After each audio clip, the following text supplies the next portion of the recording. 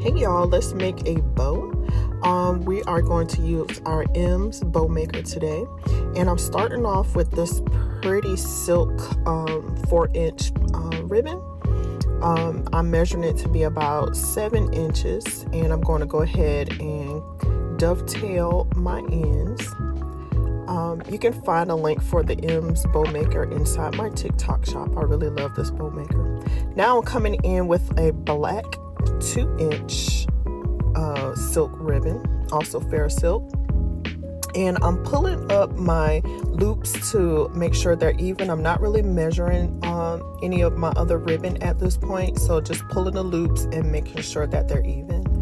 So I'm coming in with another 2-inch leopard print ribbon, also from fair silk, and I'm going to pull those loops up to make sure they're even, and I'm just making sure all the ribbon is visible in the bow.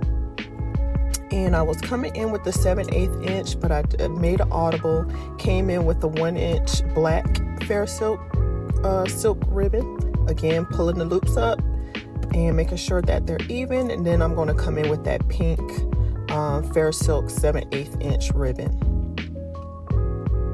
And we're just going to make sure that the loops are even. I'm coming in with another piece of the 1-inch black for my little loop in the middle, and then I'm going to get my zip tie and Chanel stand, and I'm going to secure the bow. Once I secure the bow, I'm going to fluff it out real nice and pretty. As you can see, I love this color combination. I made this bow for a cute monster Halloween wreath, and I'll be showing that soon, hopefully.